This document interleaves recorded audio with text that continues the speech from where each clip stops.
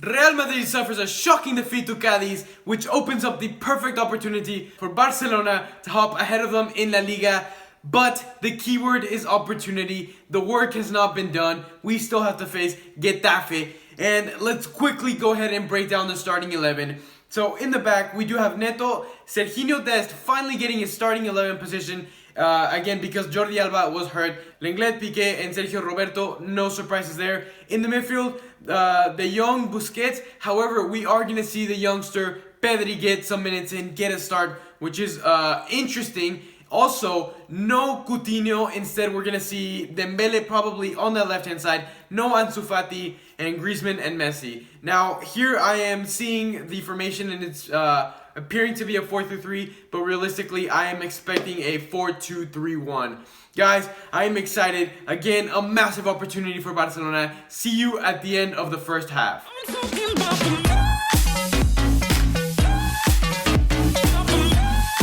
Alright guys, the first half just ended and it has been an exciting half. He actually has not been watching it, but I kind of want him to sit here so I can kind of walk him through what's happened. So it has been a very energetic game. Getafe, they started the press, and Barcelona, they knew they had to go out there with a lot of energy to be able to break out of that press. And they have. The young and Busquets have been playing well. No complaints on my end.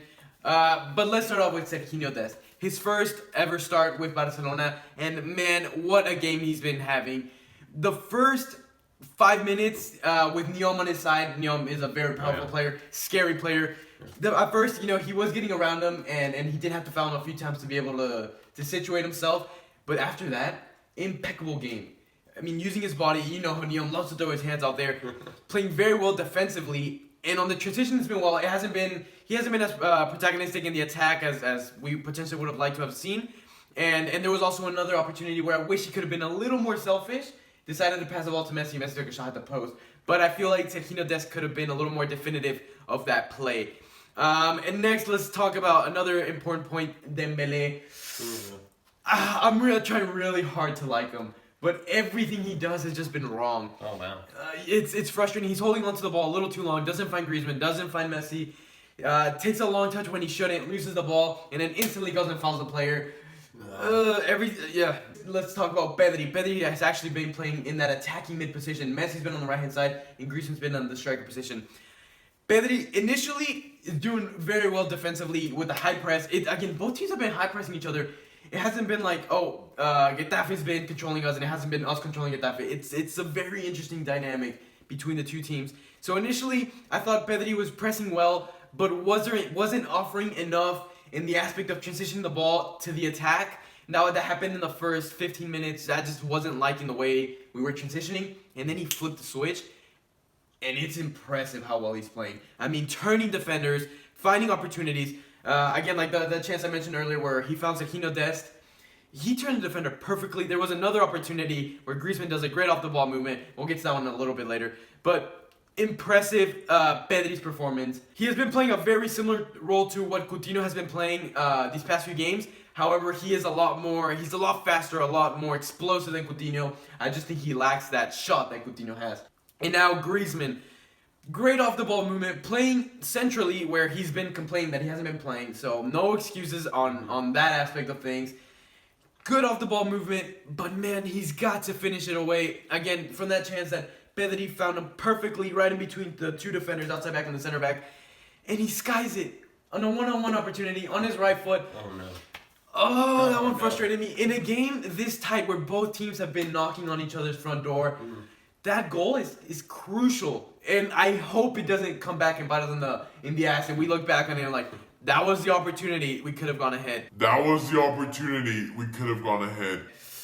He just needs to be clinical in those opportunities. Very exciting half. And towards the end of the half, Getafe definitely started dying down a little bit.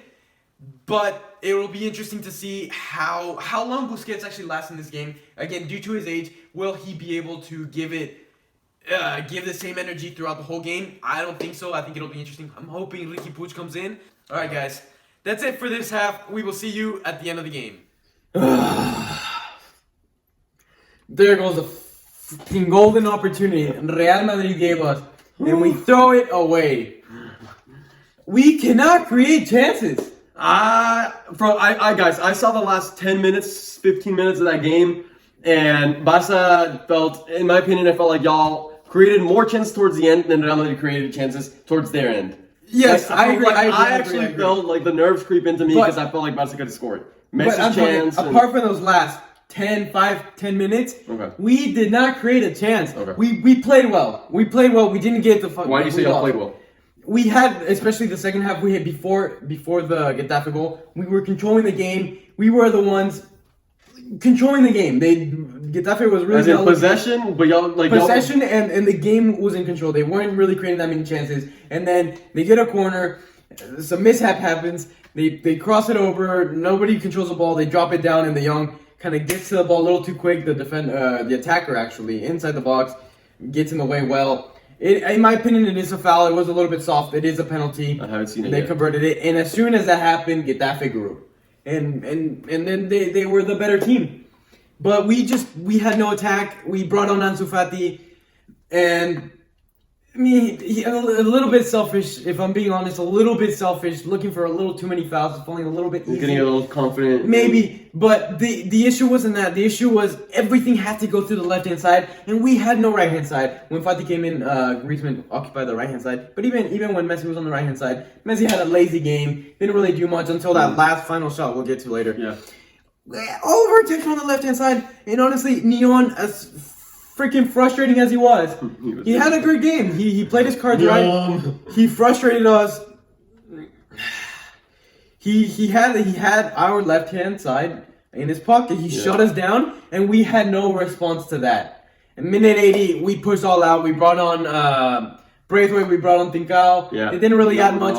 And even at that point, we still were failing to create chances. No chances were being created. Until, and I have it in my notes here, I put, where is Ricky Puig? And finally, what was it, 92, 90? He finally... Minute 86, yeah, minute 86. 86, that's right. He gets brought on. That's as soon as you came in and started watching the end of the game. And that's when we started creating the chances. Because what I saw was good. He brought energy. It's frustrating. But see, it takes moments like this to show Koeman that he's actually worth something. So that's a positive to take out. Sure. I mean, it's hard to dig for positives after a loss. Sure. But it was frustrating. And then, the chance started coming. There was the header from... The crossbar. Crossbar. Barca crosses it. The Getafe defender goes to clear it, but his clear is towards his own goal. And the ball hits and smashes into the crossbar. Getafe lucky to walk away with that win there because minutes before that, they had a perfect one-on-one. No one around Cucho Hernandez, the Getafe striker. I'm ready to celebrate the 2-0, and homeboy leans all the way back, goes back to first grade, and skies that ball. And then we had that Messi opportunity, minute 96, in the box, a lot of clutter happening around him. Gets the shot off, wide. When do we see Messi miss that? When does Messi miss an opportunity like that? I jumped on that. If you guys had live reactions, oh boy. The thing was, Messi had this role of trying to create opportunities for Griezmann, and Griezmann missed them. But I think Messi was a little bit too far away from the goal in this game. Mm-hmm. I think the instructions on him were possibly off. I think he should have been a little closer to the goal. But see, that's the thing with him. He has to drop all the way back because he feels like he's not receiving the ball. When I came in, there was a time where all of Barca was pushed up, and I see Messi roaming in the middle, just trying to receive that ball. But I think it was maybe a bit of his frustration because, again, he's on the right-hand side and nothing was happening on the right-hand side. So he felt like he had to be involved in the game. Yeah. And then he didn't trust that system that possibly Koeman set in place.